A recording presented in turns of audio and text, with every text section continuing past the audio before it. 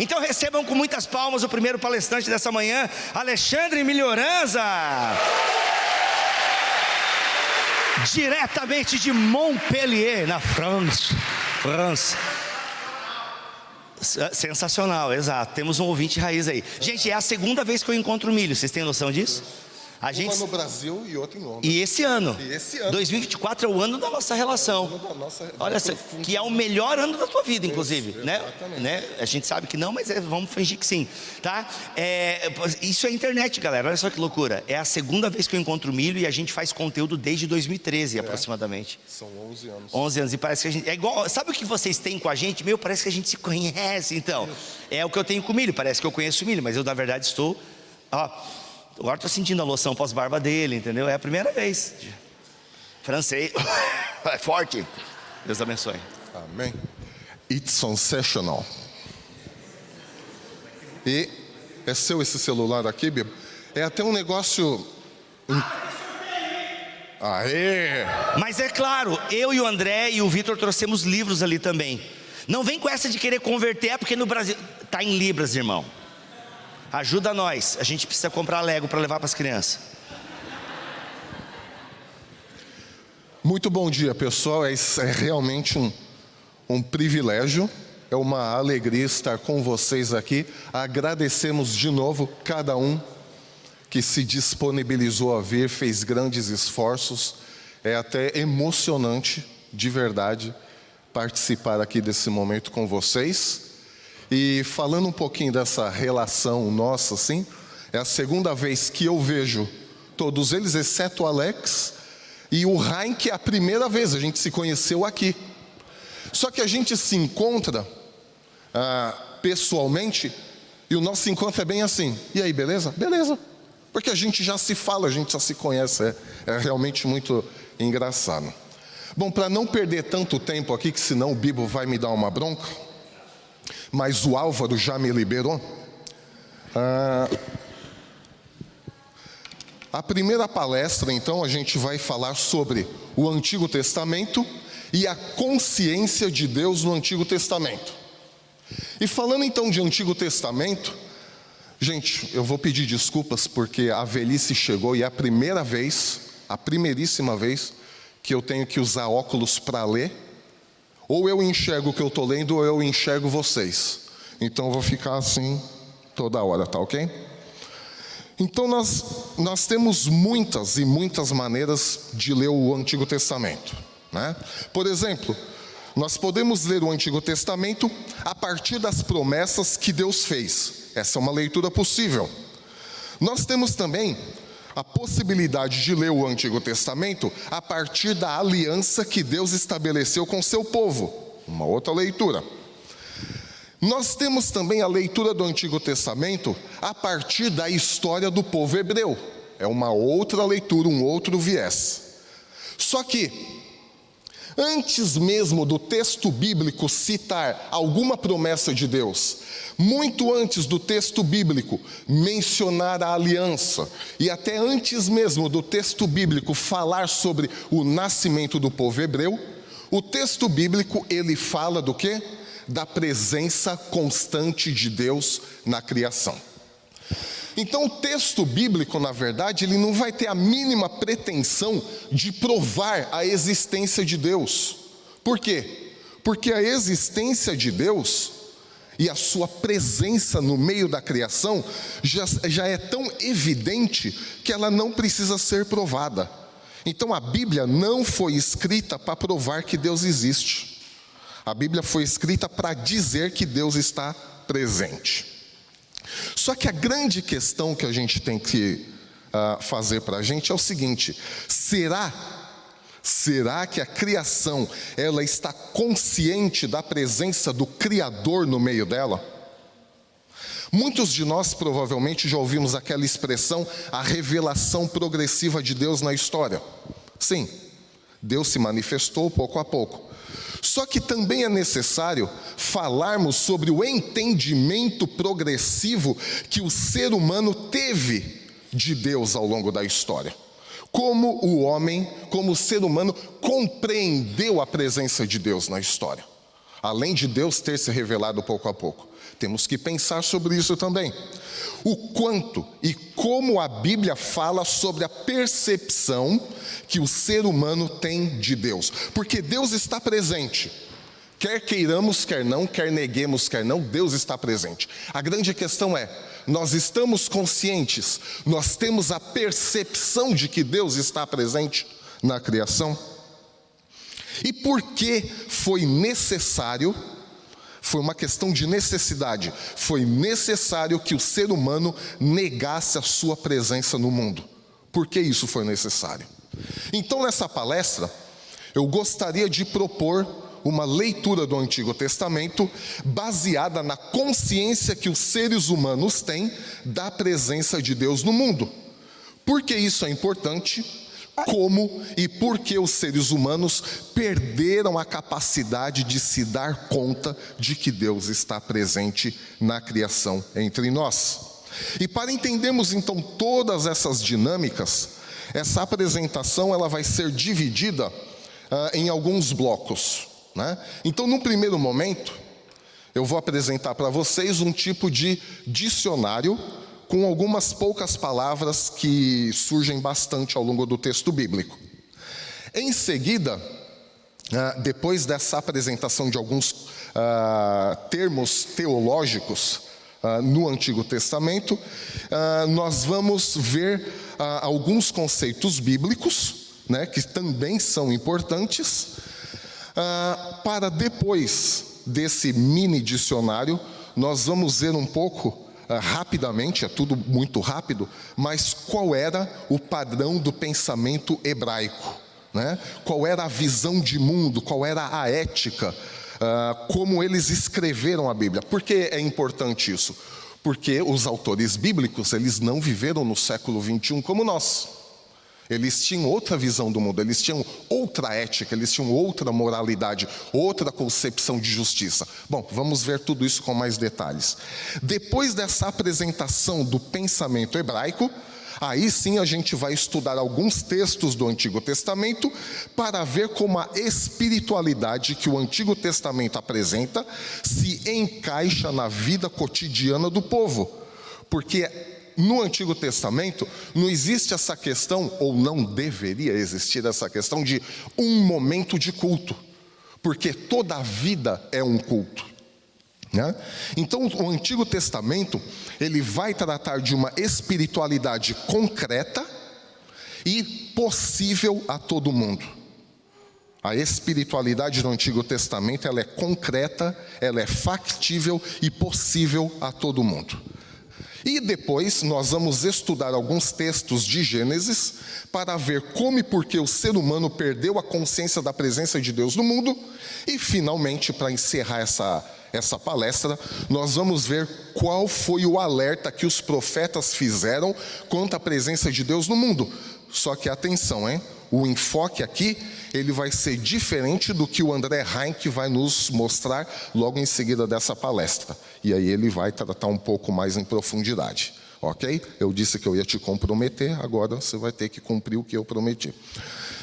Então esse é o caminho que eu proponho para vocês nessa primeira palestra do BTD. Uma leitura do Antigo Testamento a partir da consciência da presença de Deus no mundo e o que a falta dessa consciência de Deus acarretou na história da humanidade. E aí, nós temos...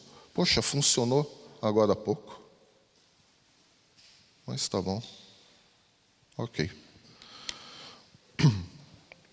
Nós começamos então... Obrigado.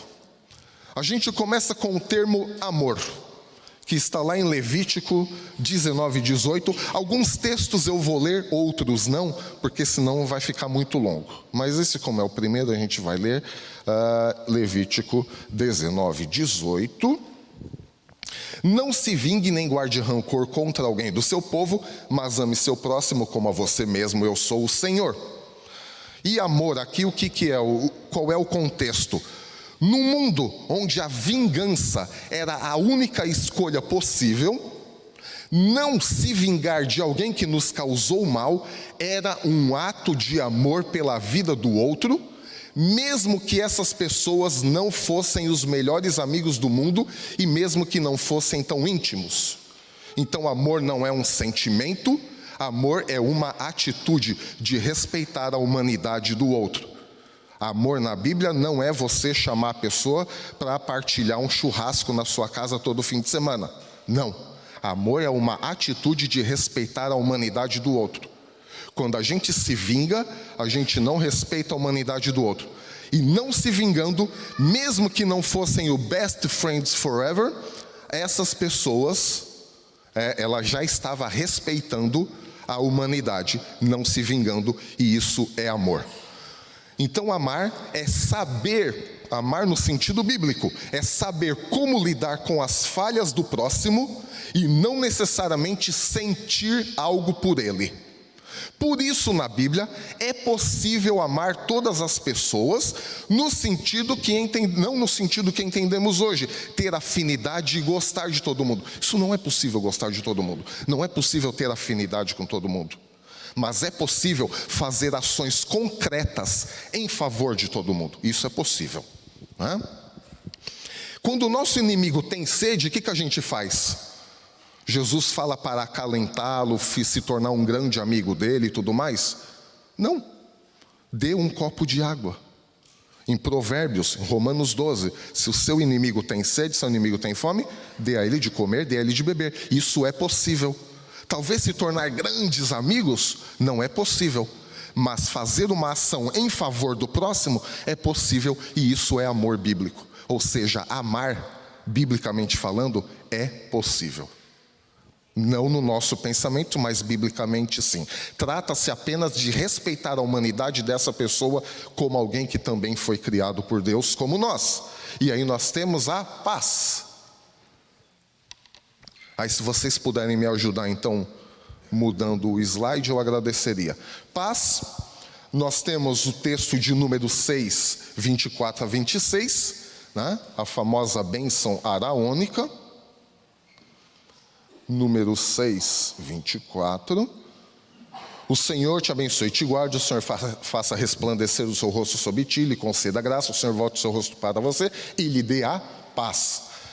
E no mundo, nesse contexto bíblico, onde a guerra, a hostilidade era a norma para todos os povos, Deus nos dá a paz. Então a gente já começa vendo que paz não é ausência de guerra, paz não é ausência de problemas, paz, ou shalom, ou eirene em grego, significa simplesmente formar um conjunto em harmonia. Atenção, paz não significa formar um conjunto perfeito, mas em harmonia. Ter harmonia é diferente de ser perfeito, né? Então, no mundo onde a guerra era a norma de todos os povos, Deus nos chama a formar com Ele um conjunto harmonioso, porque nunca vai ser perfeito. Por quê? Nós somos pecadores, Deus é santo. Nós somos limitados, Deus é infinito. Não dá para ser perfeito, mas nós podemos formar um conjunto harmonioso com Deus. Um só Deus, um só povo, uma só fé, em harmonia. Isso é paz. Então não é ausência de problema, não é ausência de guerra. Ok? Nós temos também justiça. Justiça, nós podemos ver o texto de Isaías 1, do versículo 10 a 18, esse eu não vou ler porque é muito longo. E justiça, a mesma coisa, não se trata de uma perfeição moral ou religiosa. Por quê? Porque a falha e o pecado humano já são pressupostos na Bíblia. Então não tem como de falar de uma perfeição moral do ser humano, se desde Gênesis 3 ele já é considerado pecador. Então não falamos, ele é justo, ele é moralmente perfeito. Não é isso. O que é justiça, então? Trata-se simplesmente de reconhecermos os nossos pecados, nossas falhas e nossos limites. Trata-se de reconhecer quem é Deus, porque nós temos consciência de que Ele está no meio da criação. Se temos consciência de que Ele está no meio da criação, nós sabemos quem é Deus: justo, soberano, eterno, né? E tratar os outros com respeito e dignidade. Por exemplo, aí a gente volta um pouquinho, só o fato de não nos vingarmos, já tratamos o outro com respeito e dignidade. Ok? Então, mesmo se pecarmos, e João lá no Novo Testamento vai dizer isso, a gente vai pecar, eu lamento informar vocês, mas vocês vão continuar pecando, nós devemos... muito obrigado. Nós devemos sempre reconhecer essas verdades. Quais verdades? Somos pecadores, Deus é bom. Somos limitados, Deus é infinito. E assim por diante. E aí a gente começa a falar de justiça, que é o quê? A boa e correta relação de Deus, que se passa justamente quando temos consciência de quem nós somos, a consciência de quem Deus é e a consciência da nossa situação, da relação com Ele. Isso é ser justo. Justiça, ou o justo, é aquele que vive uma relação viva com Deus. O que é uma relação viva? Senhor, pequei. Eu sei que eu sou pecador, sei que o Senhor é misericordioso, me perdoa e me restaura. Você é justo, mesmo que tenha pecado. Se reconheceu, você é justo.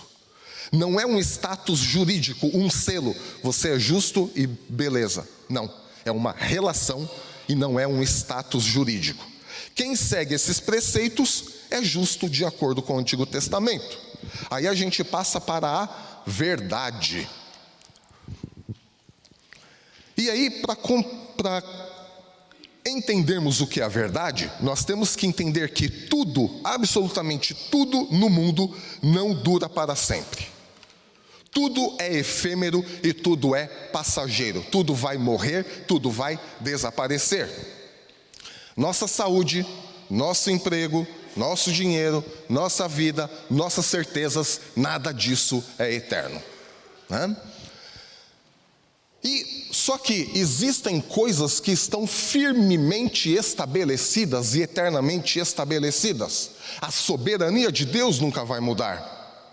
A pecaminosidade humana nunca vai mudar enquanto estivermos aqui. Ainda não falamos sobre a escatologia, que aí a gente vai poder falar um pouco no fim, Apocalipse e missão, isso é outro assunto, ok? Então esta é a verdade bíblica, né? Se reconhecermos a verdade dos nossos pecados, a verdade da soberania de Deus sobre a criação, nós vamos nos dar conta e termos consciência da presença de Deus no mundo. Crer no poder humano, ou crer que qualquer coisa que fizermos aqui vai melhorar a nossa crise existencial, é viver uma ilusão. Por isso que, biblicamente falando, a verdade não é contrário de mentira. A verdade é contrário de ilusão. E uma ilusão não dura. Uma mentira, ela até pode durar até mais do que a vida da própria pessoa. Acaba sendo descoberta. Só que uma ilusão, a própria pessoa chega num determinado momento que a ilusão não se sustém. Então, verdade na Bíblia é contrário de ilusão. E por quê? Porque tudo acaba. Se a nossa verdade estiver estabelecida nas coisas que vemos, o que vemos vai desaparecer. Por isso que Paulo fala, vivemos por fé e não por vista. Porque a vista gera ilusão e nós não estamos na verdade. Então essa é a verdade bíblica, né? Então, porque hoje cada um tem a sua verdade, mas qual é não, é esta verdade aqui, porque todo o resto é ilusão, porque desaparece. Tudo que a gente vai ver aqui um dia vai desaparecer. E aí a gente chega num outro conceito que é a glória de Deus. Salmo 19:1. Então a glória de Deus aqui não se trata de sentir algo extraordinário ou um frisson, eu senti a glória de Deus e tudo mais. O termo glória em hebraico, na verdade, ele tem a mesma raiz da palavra peso. Então quando falamos em glória de Deus, nós falamos do peso de Deus. Calma, não estou chamando Deus de gordo. Não, porque depois, né, alguém pode interpretar mal. Só que alguma coisa que tem peso, concretamente falando, o que tem peso é porque está presente, porque tem uma presença. Então, se falamos da glória de Deus e glória quer dizer peso, e falamos do peso de Deus, nós estamos falando do quê? Simplesmente da presença de Deus, né? Então, logo, a glória de Deus é a presença de Deus no mundo, e por isso, Salmos 19 vai dizer que a criação manifesta a presença de Deus. É algo visível. Quando vemos a criação, nós sabemos, ou deveríamos saber, que Deus está presente, né? Então, é simplesmente isso, é uma presença real, porque muitas vezes a gente confunde a glória de Deus, eu senti um frisson, ou então ao contrário, eu não senti nada, não senti a glória de Deus. Não, mas é simples. Olhem a criação e vocês e nós todos veremos a glória de Deus. Por isso, negar a presença de Deus é uma loucura. A gente chega então no outro termo do nosso dicionário, que é o orgulho. E aí nós falamos de Provérbios 29 e 23. O homem, para falarmos de orgulho, a gente tem que falar um pouco do que o homem sempre desejou. E o ser humano sempre desejou ser como Deus desde Gênesis 3. Então o orgulho é a atitude do ser humano que vai se colocar nas alturas acima de todos os demais. É por isso que a Bíblia fala que Deus é o Deus Altíssimo. E qualquer um que tenta se colocar mais alto do que o outro, toma o lugar de Deus. E orgulho, se a gente vê um pouco a raiz da palavra orgulho, significa se colocar no alto. Então orgulho é alguém que se colocou no alto, acima de todo mundo. E o orgulhoso, na verdade, biblicamente falando, é aquele que, mesmo estando embaixo, porque o ser humano é limitado e mortal, ele está embaixo, e mesmo estando embaixo, o ser humano se coloca para cima, para tentar estar no mesmo patamar de Deus, desejando o lugar de Deus. Por que o homem vai fazer isso? Porque ele não percebe que Deus está presente. Falta essa percepção. Ora, se Deus está presente, como eu vou ocupar o lugar dele? Se ele é o único Altíssimo. E é até uma lei da física, né? 2 corpos não ocupam o mesmo lugar no espaço, né? Esse é o orgulhoso. Então, o texto bíblico em Provérbios, eu acho que até vale a pena ler, né? Provérbios 29, 23. Né? Provérbios 29, 23. O orgulho do homem humilha, mas o espírito humilde obtém honra. E esse texto aqui em hebraico, ele vai fazer um trocadilho, né? Ele vai dizer que o homem que se põe nas alturas, vamos fazer aqui uma tradução livre, né?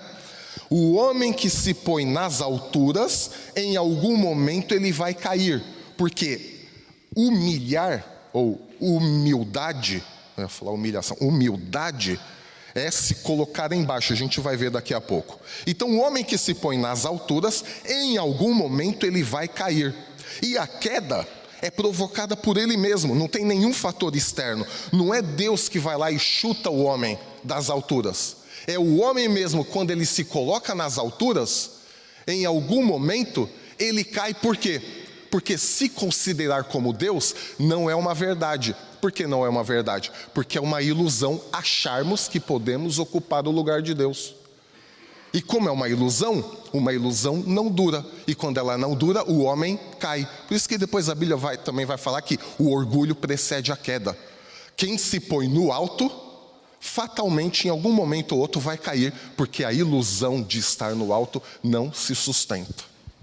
Então vejam que a Bíblia, o Antigo Testamento, ele é muito concreto na espiritualidade que ele demonstra, né? Humildade. Chegamos na humildade e ali temos 2 Crônicas 7,14, se meu povo que se chama pelo meu nome se humilhar e orar.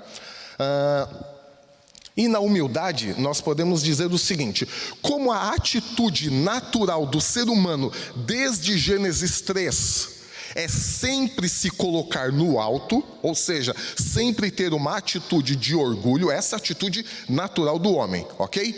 Deus pede, aqueles que têm a consciência da presença de Deus, Deus vai pedir para essa pessoa fazer um movimento interno. inverso. Ou seja, se coloque embaixo. Humilhe-se, se ponha embaixo.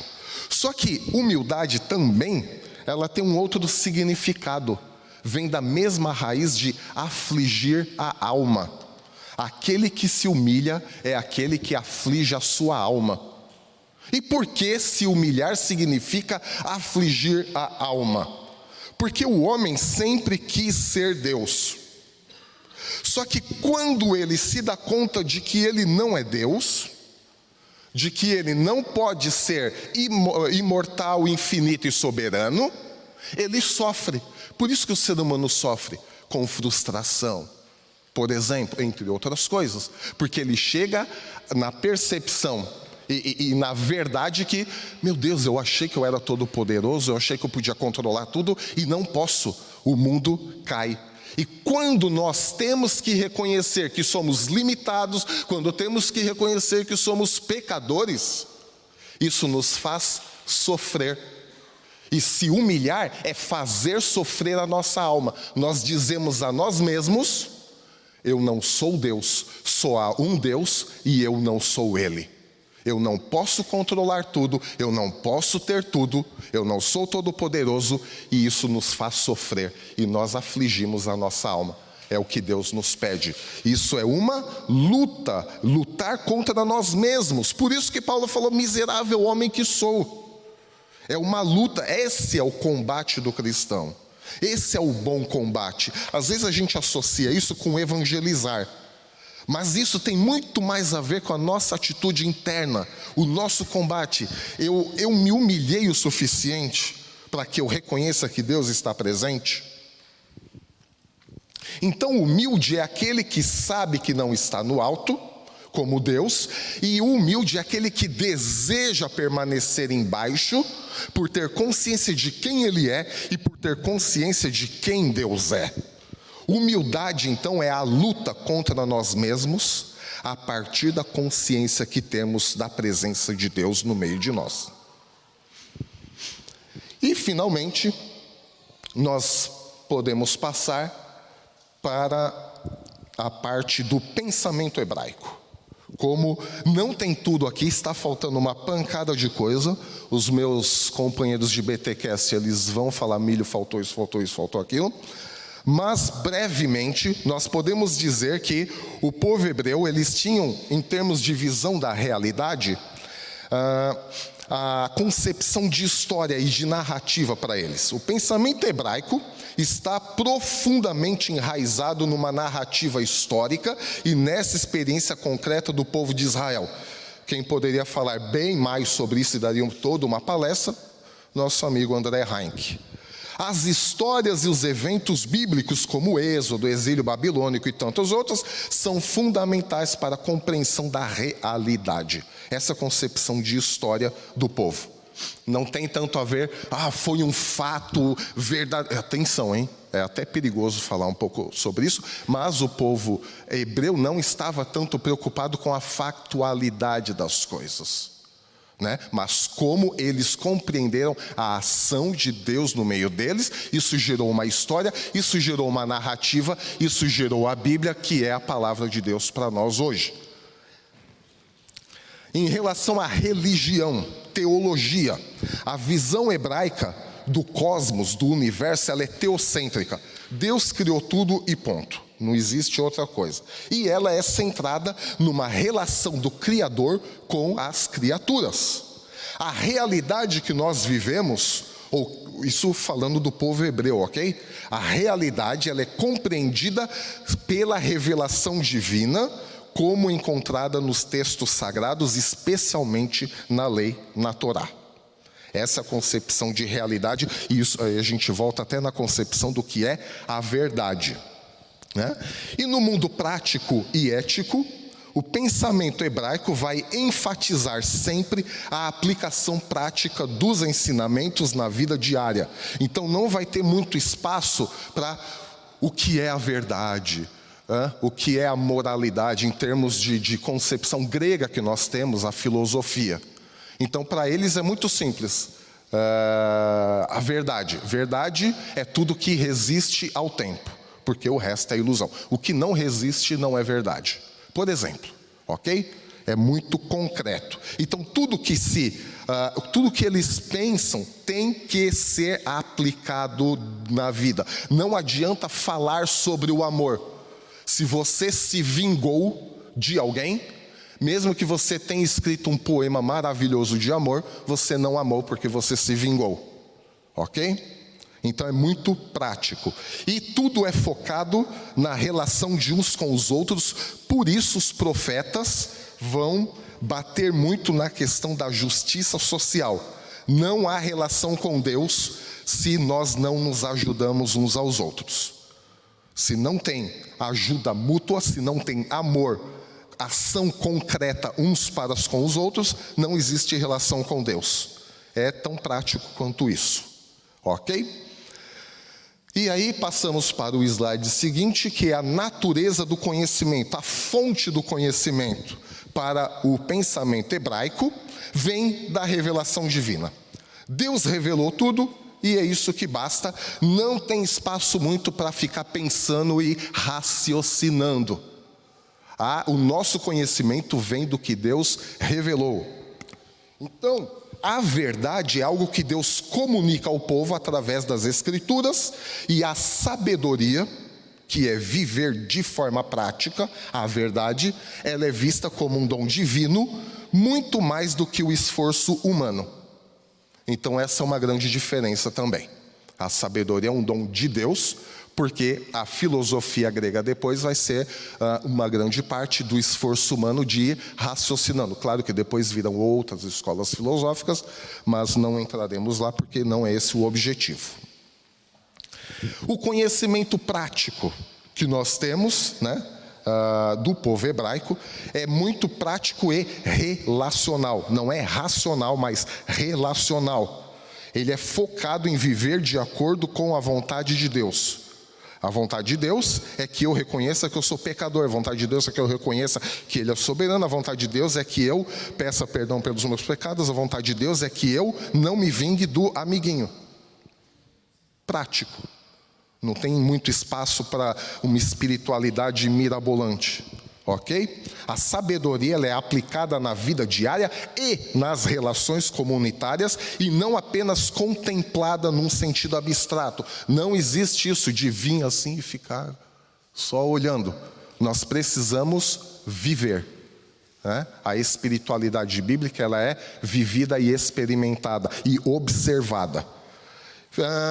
O próximo slide vamos falar sobre ética e moralidade do povo hebreu.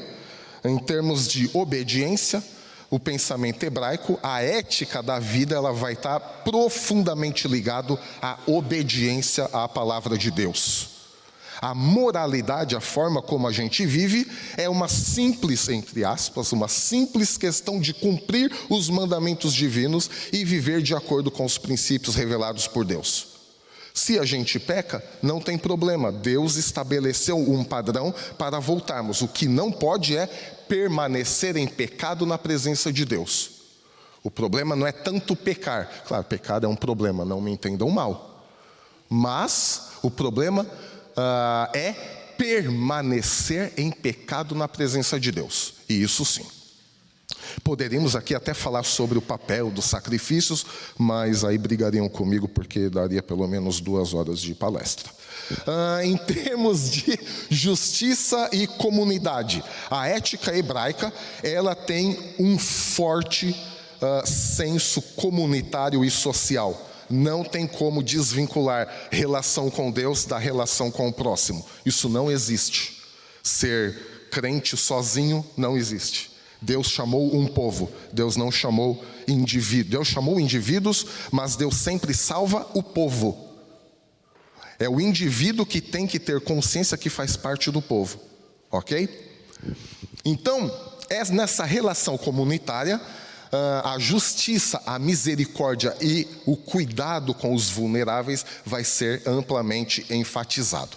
Então, a moralidade ela é vivida em relação com os outros e com Deus, e não apenas como um esforço individual de perfeição.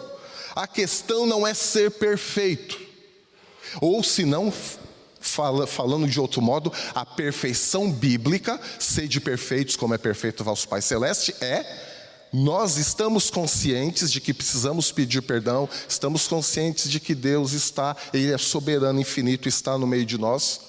Isso é a perfeição bíblica, não é não pecar nunca, ok?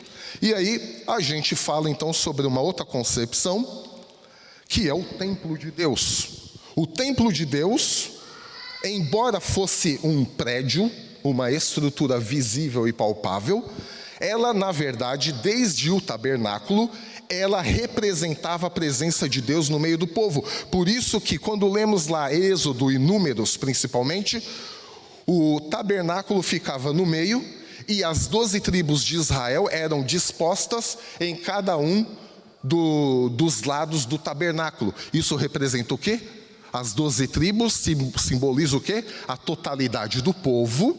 E Deus está onde?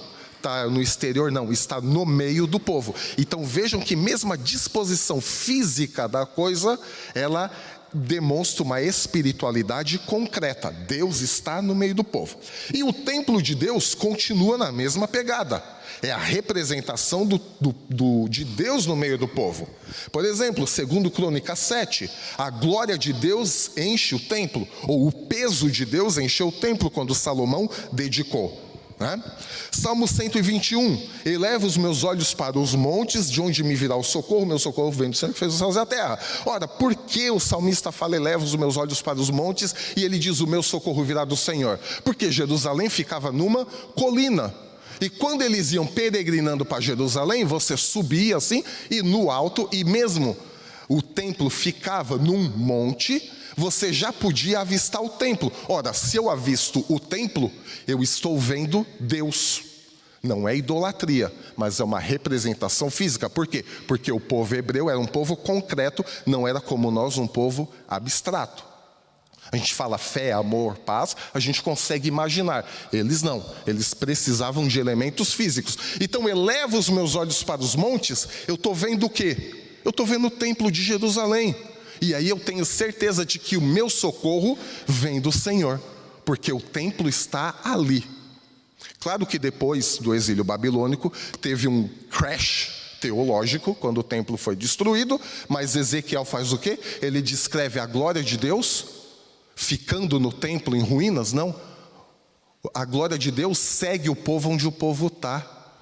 Então não é mais o povo que segue Deus, é Deus que segue o povo. E no Novo Testamento Jesus vai falar o quê? Eis que estou convosco todos os dias até o fim da terra, até o fim dos tempos. Então Jesus, ele está concretizando o que só está escrito no Antigo Testamento. Então isso. Por isso também que Jesus disse que destruiria o templo de pedra e o reergueria em 3 dias. Por quê? João vai dizer que em Cristo nós vimos, nós tocamos a glória de Deus. Então Jesus vem o tabernáculo, o templo, e isso culmina no Cristo. E em Cristo nós vimos a presença de Deus física. João diz que nós tocamos a glória de Deus. E aí a gente passa para outro termo teológico, Jerusalém. O que é Jerusalém? A cidade de Jerusalém. Nós temos então a representação da salvação e da reunião do povo de Deus em segurança. Não é só a cidade física de Jerusalém. A Bíblia diz, Deus escolheu Jerusalém como morada. Ora, Deus mora lá em Jerusalém, tem um endereço físico? Não. Isso significa o quê? O povo de Deus reunido em segurança. Porque mais tarde os profetas vão associar as muralhas de Jerusalém com a salvação. Então Jerusalém, simbolicamente falando, é a reunião do povo de Deus.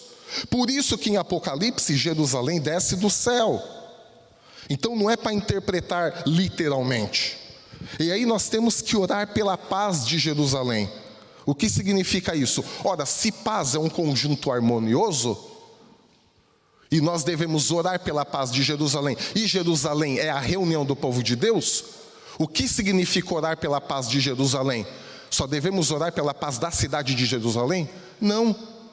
O que o salmista está dizendo é: vamos orar para que o povo de Deus que se encontra em segurança na salvação formem um conjunto harmonioso. E onde a gente concretiza o Salmo 122 do Novo Testamento? A oração de Jesus: Pai, eu te peço que eles sejam um, como nós somos um. Isso é orar pela paz de Jerusalém. Simplesmente. É o que Paulo diz. E Apocalipse, todas as nações diante do Criador. E aí a gente tem o conceito de Israel como povo de Deus. Israel não é Israel étnico, não é Israel país, Israel nação hoje. Israel só chama Israel, ou melhor, Jacó só chama Israel a partir de quando? Quando ele tem um encontro com Deus e o caráter dele é mudado. Então Israel, quando os profetas falam Israel, ele não está falando do povo étnico de Israel. Ele está falando de todo mundo que se deixou transformar, como Jacó se deixou transformar, o seu caráter, o seu coração, e foi ali naquele momento que Jacó teve a experiência de que Deus estava presente. Qual foi o que Jacó disse mesmo? Certamente Deus está aqui. E aí ele tem o nome mudado para Israel. Então Israel na Bíblia o que é? É todos aqueles que foram transformar, ou se deixaram transformar suas consciências e seus corações para compreenderem que Deus está presente no mundo. Isso é Israel. Então vejam que a espiritualidade que a Bíblia propõe, ela é concreta, real e possível. Por exemplo, Samuel. Por que eu cito Samuel? Ele foi o primeiro profeta. E o primeiro profeta, ele que vai dar o tom do profetismo. Ele vai chegar assim e falar: Saul, Deus prefere a obediência que o sacrifício. Deus quer uma relação, Ele não quer só atos religiosos. Você perdeu a percepção de que Deus está presente e você quer controlar você mesmo todas as coisas, só que Deus não quer isso. Né? Por quê? Porque além disso, tudo se torna um vácuo, é um nada. Se nós lermos depois nós não vamos ler, né, mas senão tomaria muito tempo, Samuel 12, em algum momento ele vai falar que não tem consistência, é um vácuo, né? Que é a mesma coisa que Eclesiastes vai dizer depois. Fora de Deus, tudo é um nada, é um vácuo, não tem consistência, não permanece, que é o mesmo conceito que não é a verdade bíblica. O que não é a verdade é ilusão. Ilusão não se sustenta, não tem substância, né? Então, a partir de toda a história de Israel e a formação do povo e tudo mais, mas mesmo antes disso, em Gênesis, a gente começa a ver que o povo, ou a criação, começa a se distanciar de Deus pouco a pouco, né? Adão, quando peca, ele se esconde de Deus. Caim, quando peca, ele foge para o leste. Por quê? O que significa esse caminho de fuga? Mesmo Jonas, anos e anos depois, séculos depois, ele vai para longe de Deus. Por quê? Porque quando eu me afasto de Deus, a gente já tem uma noção errada de que Deus só está ali naquele lugar. Eles não tinham a consciência de que Deus era onipresente. Então, se eu fujo, eu me afasto de Deus, porque Deus é só um Deus local. E pouco a pouco Deus vai mostrando: não sou só um Deus local. Curiosamente, quando Jonas tentou se colocar acima dos ninivitas, e o que é se colocar acima? É ser orgulhoso. O que Deus fez com Jonas? Levou ele para o fundo do mar. Além do mar representar o caos e o mal, o mar ali representou a profundeza. Então Jonas desceu tão fundo que ali Jonas, mesmo sendo um profeta, ele aprendeu que Deus não era só um Deus local e regional. Deus era um Deus universal. E Deus estava presente em todos os lugares. Então, isso é o que o Antigo Testamento vai desenvolvendo pouco a pouco, em termos da nossa percepção da consciência de Deus. Né? E aqui eu fecho com uma palavra pastoral. Tinha muito mais coisas para falar, obviamente, mas fecho com uma palavra pastoral. Até agora foi palestra e tal. Mas, como povo de Deus, nós temos realmente consciência de que Deus está presente? Muitos dos nossos conflitos, muitos dos nossos problemas, eles são gerados porque muitas vezes nós perdemos essa percepção de que Deus está presente. Quando nos envolvemos em alguma disputa, quando nos envolvemos em algum conflito, mesmo na igreja. Porque se tivéssemos consciência 100% da presença de Deus no meio de nós, Deus está aqui. Ele é tudo, eu não sou nada, tanto quanto o meu irmão. Então, que essa leitura do Antigo Testamento, essa foi a minha proposta. Que quando lermos qualquer texto do Antigo Testamento, façam a experiência a partir da consciência que nós temos da presença de Deus. Isso muda um pouco o nosso foco e nos leva a uma espiritualidade mais concreta, mais factível, longe da... não, mas eu não tenho tanta unção quanto o irmão. Eu falo, não, mas a Bíblia não trata, não é sobre isso. Claro que podemos sentir e nos maravilhar com isso, claro.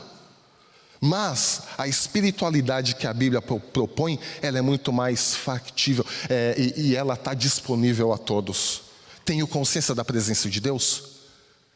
Eu vou honrá-lo como soberano, vou reconhecer os meus erros e meus pecados e minhas limitações e vou tratar o meu próximo com todo o respeito que ele merece. Mesmo se não é possível ser o best friends, eu vou tratá-lo com respeito. E assim todos nós, como corpo, como povo de Deus, como Israel, nós vamos mostrar que Deus está presente nesse mundo.